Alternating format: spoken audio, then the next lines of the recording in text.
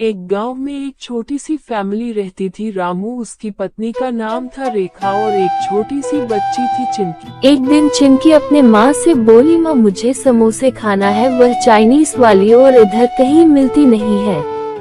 अभी तो रात हो गई है, समोसे कहाँ से आएगी? कल सुबह जब पापा तुम्हारे खेत में काम करने जाएंगे तब हम उन्हें बोलेंगे, वह लेकर आएंगे।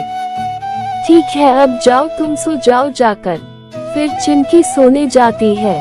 अगले दिन जब सुबह होती है, रामू निकल जाता है अपने गांव की ओर काम करने के लिए। फिर वह अपना काम करना स्टार्ट कर देता है। जब काम खत्म हो जाती है तो वह बाजार जाता है। एक महिला से पूछता है, और चाची समोसे यहाँ कहाँ मिलते हैं?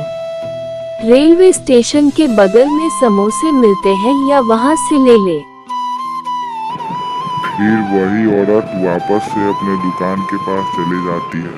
फिर सुनिए चाची, मुझे समोसे दे दीजिए और खाने के लिए भी दे दीजिए, मुझे भूख भी लगी है। ठीक है, मैं लगाती हूँ तुम्हारे लिए समोसे और घर के लिए पैक भी कर देते हो, तुम लेकर चले जाओ। जैसे ही समोसा खाता है वह वहाँ पर बेहोश हो जाता है। फिर चुड़ैल हंसने लगती, अरे वाह, ये तो मर गया।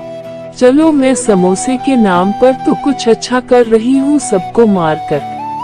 फिर अगले दिन उसकी माँ और बेटी बहुत परेशान होती है। माँ, पिताजी अभी तक आया नहीं। हाँ बेटी, हम भी वही सोच रहे हैं, वो कहाँ गए हैं? लगती है कल रात खेत में काम कर कर थक गया और वहीं पर सो गए होंगे। अच्छा, शाम तक प्रतीक्षा करते हैं, वह आएंगे। इसी तरह रात हो जाती है, फिर वह नहीं आते। ये उसकी चिंता में रहती है, कहाँ गए हैं?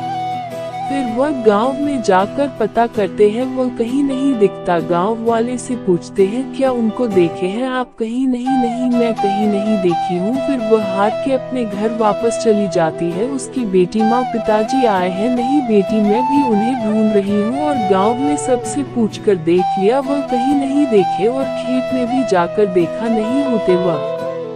ठीक है माँ, मैं जाकर देखती हूँ, कहीं समोसे वाले दुकान के पास तो नहीं ना। फिर उसके बेटी वापस से समोसे की दुकान की ओर चली जाती है। फिर वही चुड़ैल एक नॉर्मल महिला की भैंस में खड़ी रहती है।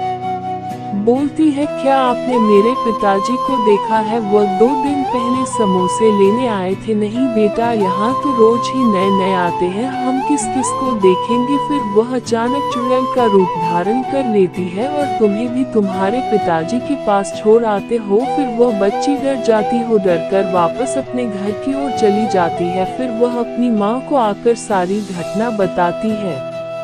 उसकी माँ भी चिंता में आ जाती है, बोलती है, कोई बात नहीं बेटा, अब हम दोनों अकेले ही जाएंगे। रोते हुए बोलती है, नहीं माँ, हम दोनों कैसे जिएंगे? पिताजी एक हमारे सहारा थे और हम लोग खाएंगे पिएंगे क्या और रहेंगे कहाँ? एक ही हमारा झोपड़ा है, तुम चिंता ना करो, मैं कहीं से अब हम दोनों का पेट भर लेंगे। फिर अगले दिन वह काम की तलाश में जाती है, उसे काम नहीं मिलता। फिर वह होकर घर आती है। बेटी, क्या हुआ माँ, आप इतना दुखी क्यों है? कुछ नहीं, कल से हम भी खेत में काम कर कर सब्जियां गाएंगे।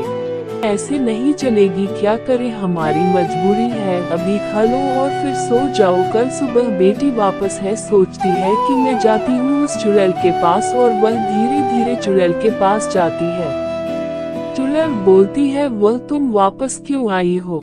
आपने तो मेरा घर उजाड़ दिया, ना हम लोग जी सकते हैं ना मर सकते हैं, और खाएंगे पिएंगे क्या? घर में एक ही काम करने वाले मेरे पिताजी थे।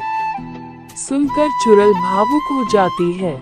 बोलती है, कोई बात नहीं बेटा, आज से तुम ये समोसे की दुकान तुम संभाल लो और इससे तुम्हारा गुजारा भी हो जाएगा। मैं तुम्हारे पिताजी को तो वापस नहीं ला सकता, लेकिन तुम्हें जीने का दरिया दे सकता हूँ। फिर चुड़ैल वापस से गायब हो जाती है। फिर बच्चे वह ठेला लेकर अपने घर की ओर चली जाती है और उसी से समोसे बेचकर अपना